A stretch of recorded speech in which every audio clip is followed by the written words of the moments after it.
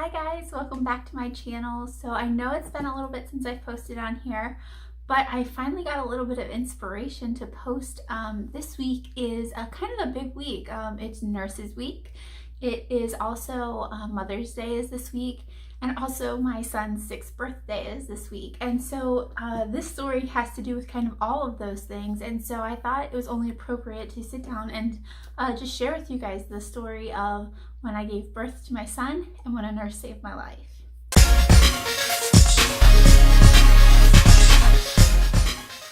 So I know that many of you guys know my son is actually born through IVF. Both of our children are, and I'm not going to tell so much the story of us getting pregnant with him, the journey of that.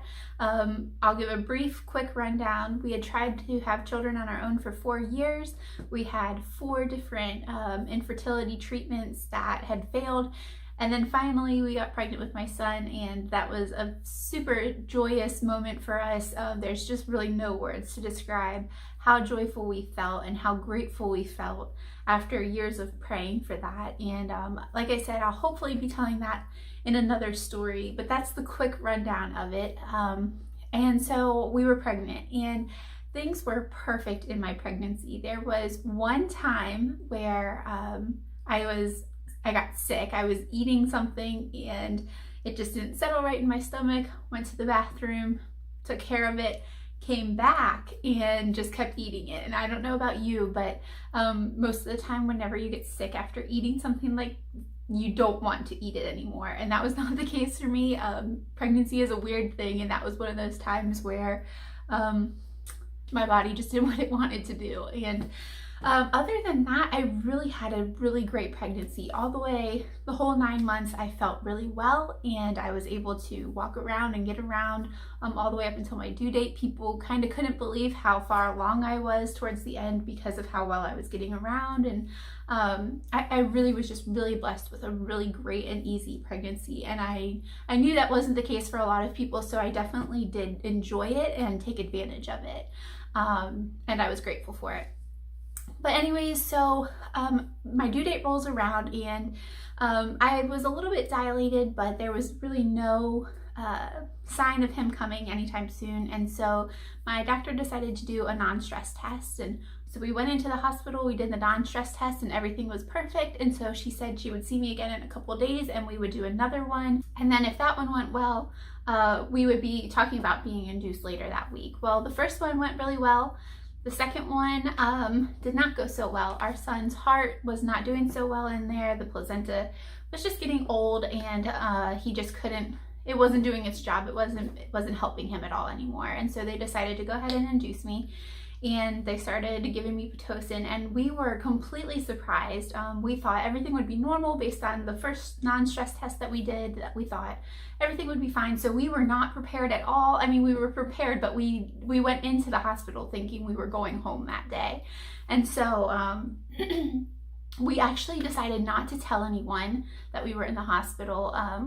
I didn't really want the pressure of there being people waiting around and waiting on me. I knew it was our first, and I knew we were being induced, so both of those things can slow down labor. And so I just didn't want people waiting around. I didn't want the pressure of that.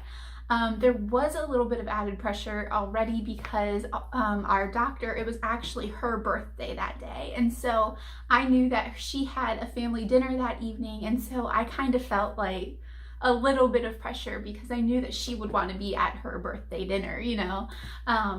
But I did think it was kind of cool that, you know, that they would be sharing the same birthday, and that was kind of cool. But other than that, we didn't tell anyone, so we just kind of enjoyed the day, honestly. We played games on the TV and we watched movies, and then, you know, as labor progressed, I wasn't enjoying those things so much anymore. But at the same time, the Pitocin really wasn't giving me consistent contractions. I would get them, and then, you know, they would be on a schedule, and then they would just stop. And so they would have to constantly up my dosage of Pitocin. And it got to a point where the doctor had to okay the dosage every time they needed to increase it because it was beyond what the nurse could just give. And so things were going pretty well, other than the fact that it was just slow.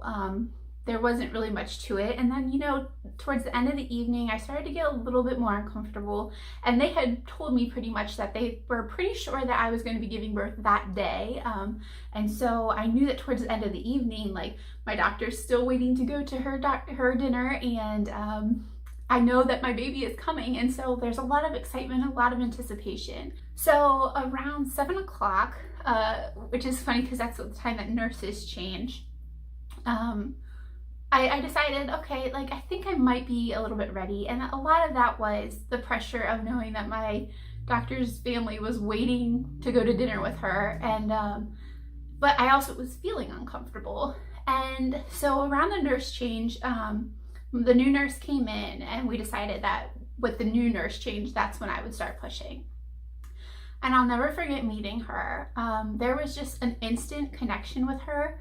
There was just something so sweet about her, and I loved her bedside manner, and she was really just so sweet. And you know, when you have a nurse, you kind of start to tell them your story a little bit, and you get to know them a little bit. And she had shared with us that she was actually pretty new to the labor and delivery unit.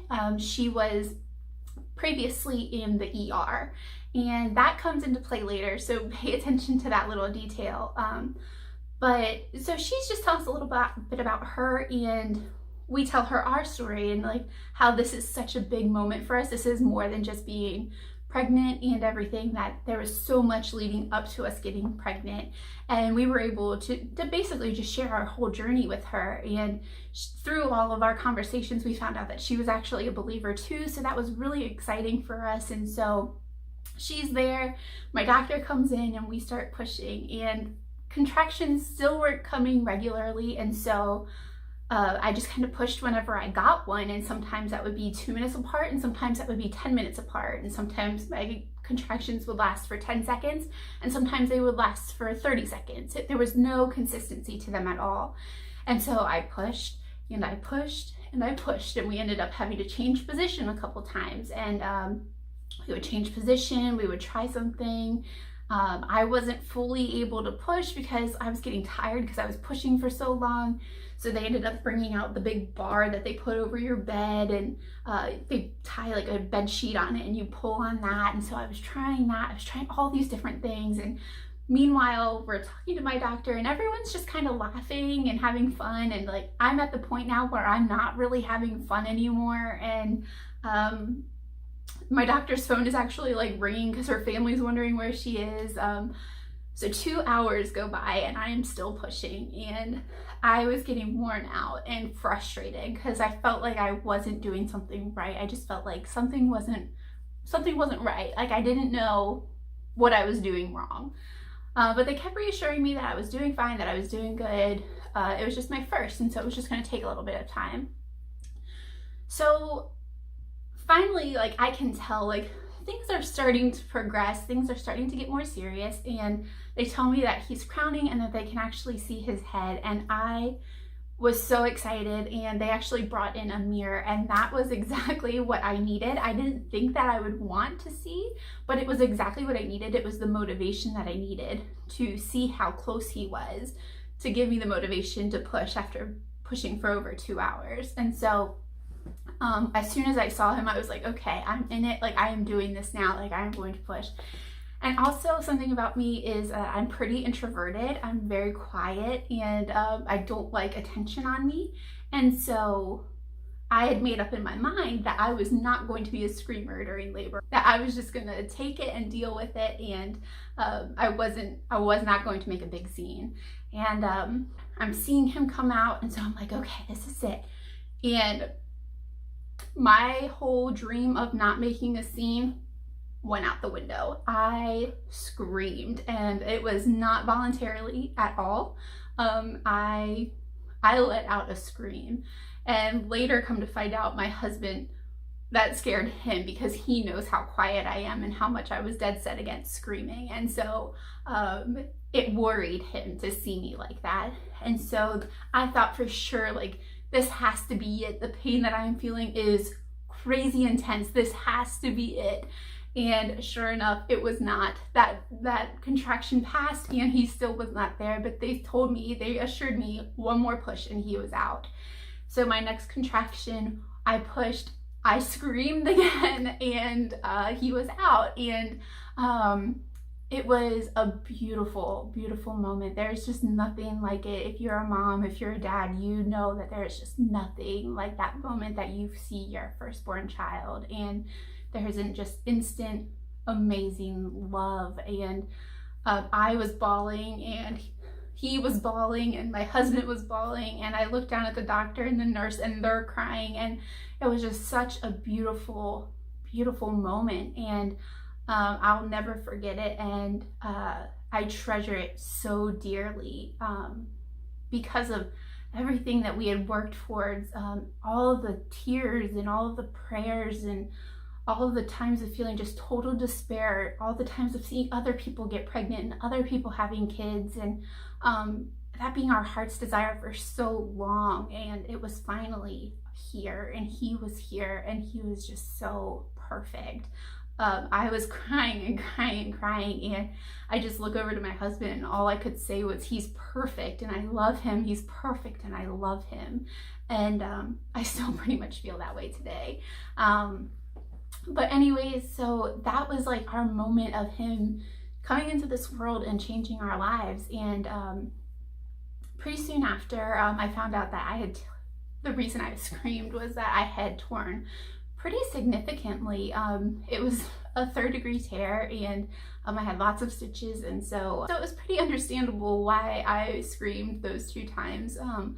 But so they take him away, you know, they eventually get him all cleaned up, and he's perfect. And my doctor, you know, she finishes up in the room and she leaves, and she wishes us well, and we tell her happy birthday and go enjoy your dinner. And it's, you know, 10 o'clock at night now, so I doubt she was really having dinner, but I was really grateful that she stayed with us that as long as she did, and that she, you know, probably missed her birthday dinner to be with us. And so things are good, you know, things settle down. He's in my arms, and he latches right away, and so we're feeding, and you know, it was perfect. It was total perfection. Like, everything was so good. And we hadn't even still announced that he was here yet. It was late at night. We weren't sure if we were going to announce that he was here or just wait till the morning, but we were just soaking up that moment of being a family of 3, of just enjoying him, and of life just being perfect at that moment. So finally, you know, they dim the lights, they leave the room, and I'm thirsty. I am so thirsty, and all I want is a drink. When I screamed those 2 screams, my throat was raw, and so all I wanted was a drink. And so I told my husband, I was like, can you go see if I'm allowed to drink now? Because I had been on a lot of medication, the Pitocin, all of those things. They want to make sure, you know, you're okay. And so I was like, can you please go see if I can have a drink? So he steps out into the hallway. I'm holding my son, and all of a sudden my stomach starts to turn. And I'm thinking, that seems weird. Like, I've never heard of people getting sick after they like have a baby, but it seems like a pretty normal thing that could happen. I mean, your body just went crazy. Like, I'm sure people can get sick. So I just kind of leaned my head back. I closed my eyes, and I'm still holding my son, and I was like, no, this isn't good. And so I yell for my husband, and he thinks that I'm yelling to get a drink still. And he's like, I know, I'm gonna get her. And I was like, no, come here. So he and the nurse end up coming into the room at that time, and I was like, I think I'm gonna be sick. And so they take my son away from me, and they give me a bucket, and I'm holding my bucket when I should be holding my son, and I get sick.